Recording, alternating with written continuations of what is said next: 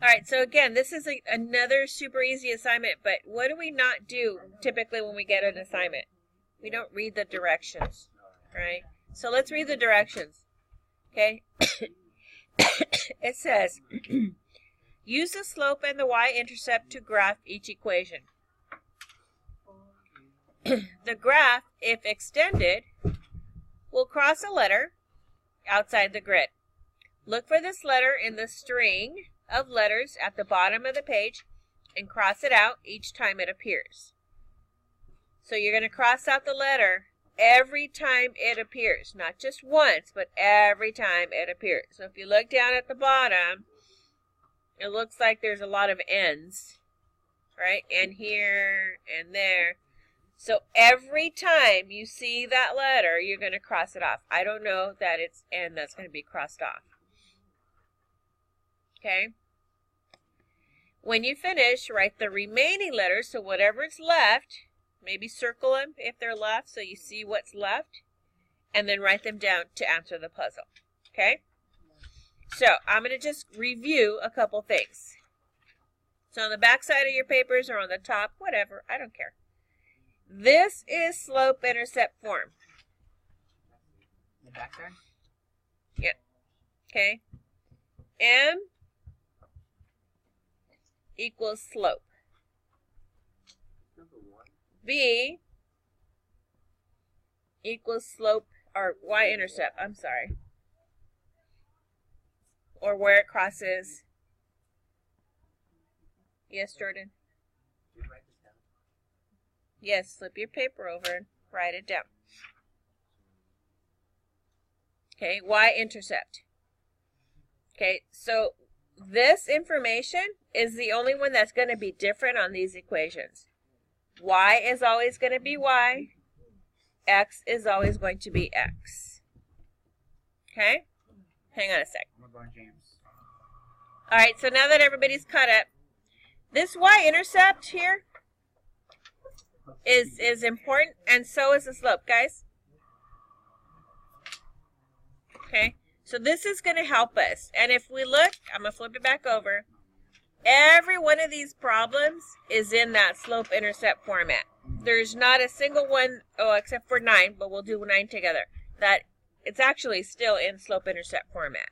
Okay, but we're going to do 9 together. All right? So what I want you to do is right next to the equation, I want you to tell me what M is equal to and what B is equal to. So what is my M for number 1? 3. Y. 2x. 3x. 4x. Oh, 2 over 3x. Thank you. It's just 2 over 3. X is X. Okay, X is separate. If you remember, I circled just M. X is its own thing. X is X. We don't include the X with our slope. Okay? So then if my M is 2 over 3, what is my B going to be? Y is Y. 1. B is 1. Yes, it does. I'm going to flip it back over again. Here's my slope of a line, right? The equation we're looking at right now says y is equal to 2 over 3x plus 1. Okay? Here's my y's, right? Here are my x's. They don't change. Y is always going to be y, x is always going to be x. But what is m now? And what is my b? Okay? Does it make sense now? Okay? And if you have to, do that. Circle it so that you're identifying exactly what you need to write. All right? So now that we know what my m and my b is, could we do that for all the other equations? No. Absolutely. Okay? I want you to take 4 minutes. Take 4 minutes right now and write your m and your b for all of these. 4 minutes. Go ahead. All right, time's up. So hopefully you guys wrote your M and B's for everything. Okay, I'm going to show you now what to do with your M and B's, okay? So B, is your starting point. B tells you where you're crossing this y-axis. That's why they call it the y-intercept. So if we look at a set of ordered pairs, for this, where it crosses, my B value is going to be 1. So you're going to graph it as 0, 1. Okay? So from my point of origin, X doesn't have a value. Lauda, please turn around. And my B is 1. So I'm going to start here. That's my starting point. That is this. B equals 1. It's the same as saying my Y value is 1.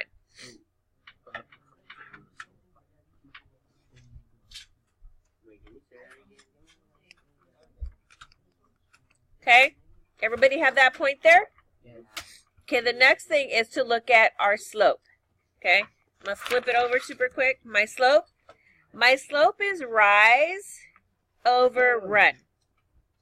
And my rise can either go up or it can go down. It can choose. Okay? It just depends on the number. Okay? My run is always going to be to the right. It will always be to the right. So this is always going to be a positive number. This one could be negative or positive, but my run is always positive. All right? So I'm going to flip it back over now. And let's look at our slope. Is my rise positive or negative? So I'm going to go up how many units? What's it say? Up 2 units. So from here, I count 1, 2. But that's not my point. I don't put a point there. I need to now look at my run. Remember, my run is always to the right. How many units to the right am I going to move? So I'm going to go 1, 2, 3. Okay? And this is when my straight edge comes into play. I take my straight edge. I think you have it 4. Oh, we don't count the line. You don't count where you start. And what letter did I cross? F, right? So I'm going to go down to the bottom, and I'm going to look for F. And every time I see it, I'm going to cross it off. I only saw it once. Okay? So that's all you're doing for the rest of them. But let's look at 9 super quick.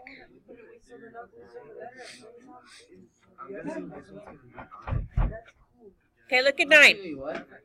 Let's look at number 9. You guys ready to look at 9? No, we'll be number 1. Okay. What was your M for number 9? 4. So M is equal to 4, right?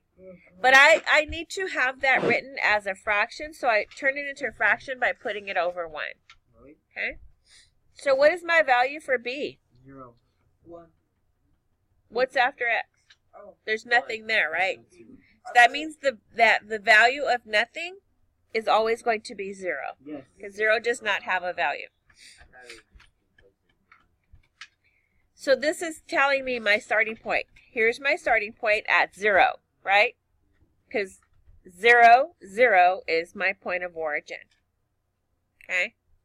And I still have to graph it. So is my rise negative or positive? Positive how many?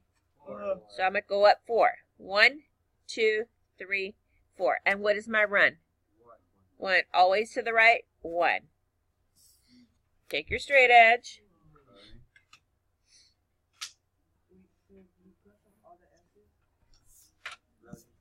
Find the S's on the bottom.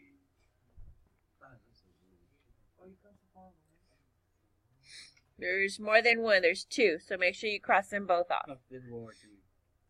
Alright? So when the arrow points at something, that's what you cross off? That's what you cross off. Smart. Okay? Alright, go ahead and finish this assignment.